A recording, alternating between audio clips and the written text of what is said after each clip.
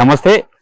మోదీ ప్రధానిగా 12 సంవత్సరాలు పూర్తి చేసుకున్న నేపథ్యంలో ఒక దేశవ్యాప్తంగా భారతీయ జనతా పార్టీ అయితే ఒక గొప్ప కార్యక్రమానికి పిలుపునిచ్చింది. ప్రభుత్వ పాఠశాలను ప్రోత్సహించే విధంగా ఈ 2 నెలలు వేసవి సెలవులు వచ్చినాయి. సో చెత్త చెదారం ఉంటది. స్వచ్ఛ భారత్ లో భాగంగా ప్రభుత్వ పాఠశాలను క్లీన్ చేసే కార్యక్రమం చేస్తున్నారు. సో ఇప్పుడు మనం ప్రస్తుతం వేములవాడ పట్టణ పరిధిలోని తిప్పాపూర్లో ఉన్నాము. తిప్పాపూర్లోని హై స్కూల్లో ఉన్నాము. ఇప్పటి వరకు ఈ భాజపా టీం అయితే శుభ్రపరిచిన కార్యక్రమం అయితే చూసాము. సో ఈ కార్యక్రమం పైన మాట్లాడడానికి భారతీయ జనతా పార్టీ వేములవాడ పట్టణ అధ్యక్షులు డాక్టర్ రాపెల్లి శ్రీధర్ గారు ఉన్నారు. అన్నగారు నమస్తే. జై శ్రీరామ్. జై శ్రీరామ్. చెప్పండి, మొత్తానికైతే ఒక బృహత్తర కార్యక్రమానికి చేపట్టారు. సో ఈ కార్యక్రమం గురించి. మోడీ గారి 12 ఏళ్ల పాలనలో భారతదేశం ఎంత సుభిక్షంగా ఉందో మనందరికీ తెలుసు. అందులో భాగంగా కేంద్ర మంత్రి బండి సంజయ్ గారి సొంత నియోజకవర్గం కరీంనగర్ పార్లమెంట్ పరిధిలో వారు బండి సంజయ్ గారి సూచనల మేరకు ఉమ్మడి కరీంనగర్ జిల్లా మొత్తం కూడా ఈరోజు ముందుగా టిఫిన్ బయటకు ఏర్పాటు చేసుకొని చర్చించుకొని మరి తగిన చీపుర్లు కావచ్చు, తట్టపారలిగిన అన్ని సమకూర్చుకొని మరి వేములవాడలోని హై స్కూల్ తిప్పపురంలో గల హై స్కూల్ను మేము ఎంచుకోవడం జరిగింది. ఎందుకంటే ఇక్కడ ప్రైమరీ నుంచి హై స్కూల్ వరకు కూడా 10th క్లాస్ వరకు కూడా ఉన్నాయి. ఈ సందర్భంగా కార్యకర్తలు అందరితోటి కూడా ప్రతి ఒక్క క్లాస్ రూమ్ ను క్లీన్ చేసి ఊడ్చి అలాగే వాటర్ తోటి కూడా కడగడం కూడా జరుగుతుంది. మరి బయట కూడా పరిసర ప్రాంతాలు కూడా చెత్త చెదరంగా ఉన్నాయి. ఎందుకంటే పెద్దది ఇది స్కూలు, అందుకే ఎంచుకోవడం జరిగింది.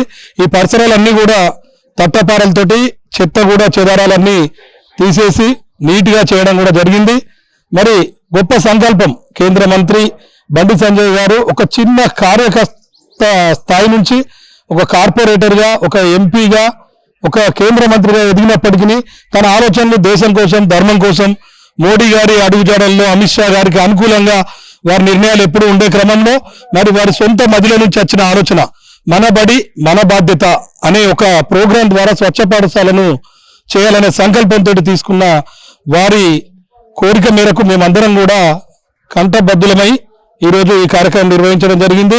మరి వారు మనం చూస్తున్నాం, గత సంవత్సరం నుంచే అనుకోకుండా ఒక నిర్ణయంతో ఒక స్కూల్ పాప తనను అడిగిన సైకిల్ అనేది ఒక మనసులో వచ్చి ఆయన ఒక 20,000 పైచిలకు సైకిల్ మోడీ గిఫ్ట్ పేరు మీద కూడా ఇవ్వడం జరిగింది. మరి ఆ కార్యక్రమాన్ని కూడా ఈ సంవత్సరం, పోయిన సంవత్సరం ఎందుకంటే అదే సంవత్సరంలో ఆర్డర్ చేయడం జరిగింది సైకిళ్ళు అందలేవు కాబట్టి విడుదల వారిగా వేయడం జరిగింది అంతటా.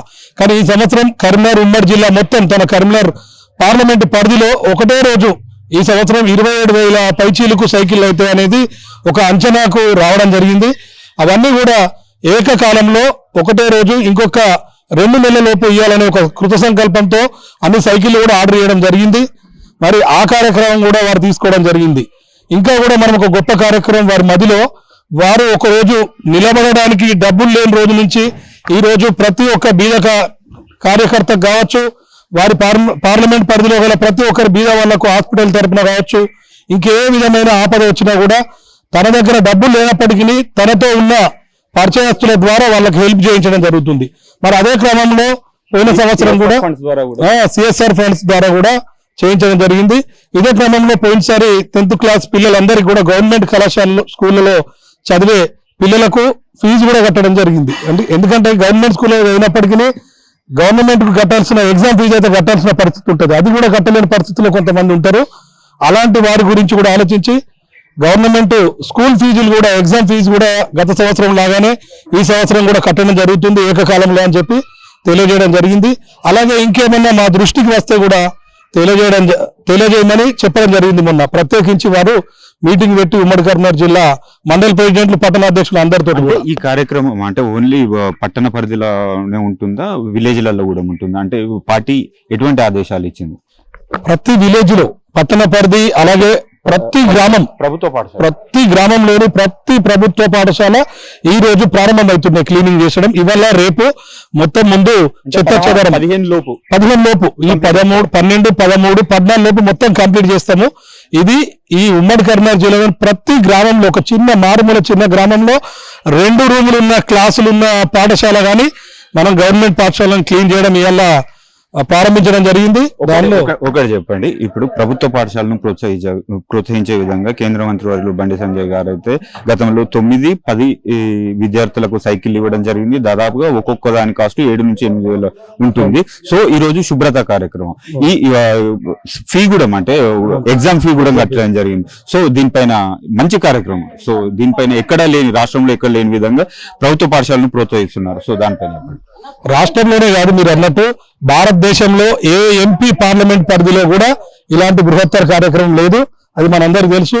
కేవలం కేంద్ర మంత్రి బండి సంజయ్ గారు ఏంటంటే మోడీ గారి అడుగుజాడల్లో ఒక రోజు ఏం లేని రోజు నుంచి ఇక్కడికి వచ్చిన అనే ఉద్దేశంతో నిజమైన పేదలకు ప్రతి ఒక్కటి వసతులు అందాలనే ఒక సంకల్పంతో మాత్రమే వారు మన కరీంనగర్ పార్లమెంట్ పరిధిలోనే ఇలాంటి గొప్ప కార్యక్రమాలు, మీరు అన్నట్టు గత సంవత్సరం సైకిళ్ళు ఫీజులు కావచ్చు, ఈ సంవత్సరం ఇప్పుడు ప్రతి ఒక్క గవర్నమెంట్ స్కూల్లో అటెండర్ ఉంటాడు, ఉండకపోవచ్చు చిన్న చిన్న వాటిలలో.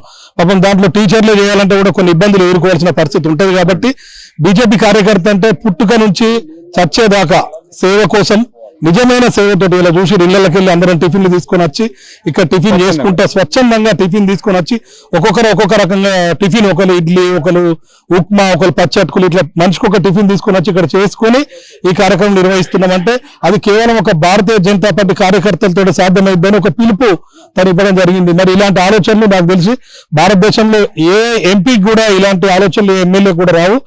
ఒకవేళ వారికి వచ్చి చెప్పినా కూడా వారి కింది వారి నియోజకవర్గాల్లో ఇంత గొప్ప కార్యకర్తలు ఉండరు. ఎందుకంటే బండి సంజయ్ గారు కేవలం బండి సంజయ్ గారు పార్లమెంట్ పరిధిలో ఎందుకు సాధ్యం అంటే వారు ఒక చిన్న ఆపద కార్యకర్తకు వచ్చిందంటే ఒక ఫోన్ ద్వారా కూడా ఇప్పటికీ కేంద్ర మంత్రి స్థాయిలో కూడా ఒక ఫోన్ ద్వారా కూడా వారు స్పందించడం నిజంగా. అందుకే మేము కార్యకర్తలం ఇవాళ ఇంత పెద్ద ఎత్తున ఒక 50 మంది పైచీలకు రావడం చూసిరు. మీరు ముందు ఒక వీడియో తీసిన తర్వాత ఒక వీడియో, ఒక 2 గంటలలోనే ఇది మొత్తం చేంజెస్ అవ్వడం, ఇది కేవలం కరీంనగర్ పార్లమెంట్ పరిధిలోనే సాధ్యమైందని నా అంచనా.